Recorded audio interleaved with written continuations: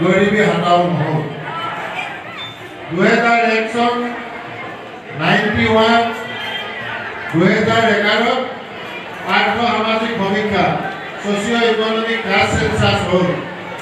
এই কিখনকো তেওঁলোকে শুদ্ধভাৱে বনাব নোৱাৰিল যাৰ কাৰণে 2001 চনৰ পৰা 11 চনলৈকে আইডি নাথাকিলে ঘৰ নাপায় আইডি নাথাকিলে লেট্ৰিন নাপায় আইডি নাথাকিলে ইটো নাপায় ৰেচন কাৰ্ড নাপায় নিশ্চয় আপোনালোকৰ মনত আছে তাৰপিছত আকৌ তেওঁলোকে সুবিধা পাইছিলে 2011 চনত তেতিয়াও অৰ্থনৈতিক সমীক্ষা তেওঁলোকে চলালে কিন্তু 2011 চনৰ পিছতো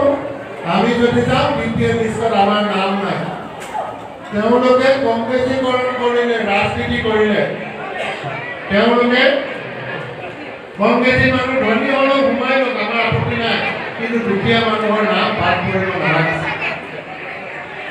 কিন্তু 14 চনৰ পিছতে মোদী ডাঙৰীয়া আহি কি কৰিলে যে 2011 চনত যি লিষ্ট বনাই দিছে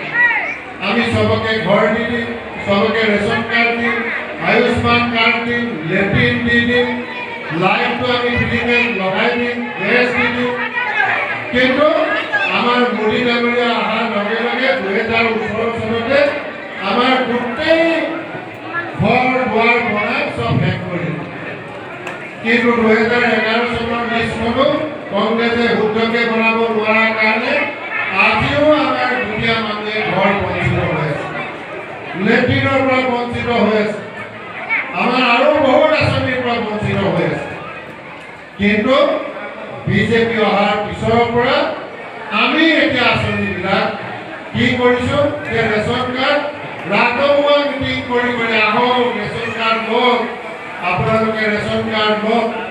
আয়ুষ্মান পাব লওক আপোনালোকে ঘৰ লওক এতিয়া আমি মিটিং কৰি আছোঁ আপোনালোকে এতিয়া লেট্ৰিনবিলাক ল'ব লাগে PM কিষাণ লওক তো এতিয়া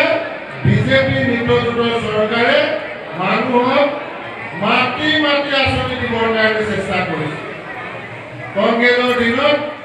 আত্মসহায়ক গোটৰ একদম কংগ্ৰেছৰ মিটিঙত 5 বছৰ লাগি থকাৰ পিছত নিৰ্বাচনৰ সময়ত 2-এটা গোটে 5,000 টকা পাইছে কিন্তু আমাৰ চিষ্টেমটো আপোনালোকে চাওক যে 10জনী মহিলা গোট খালে পঞ্চসূত্ৰ পালন কৰিলে 3 মাহৰ ভিতৰতে বুঢ়নীয়া পুঁজি নিজে নিজে সোমাই দিলে কাকো খাতি কৰিব নালাগে ছমাহ ভালকে বেংকৰ লগত আপোনালোকে আদান প্ৰদান কৰিলে বেংকৰ পৰা লোনটো চেংচন হৈ যায় তাৰপিছতে ভিঅ বনাইছে CLF বনাইছে তাত এটা শপত পুঁজি দি দিছে আৰু এতিয়া আমি লাখপতি নীতি বনাইছোঁ ইয়াত MLA ক'লে MPA ক'লে DCA ক'লে কোনো লাখপতি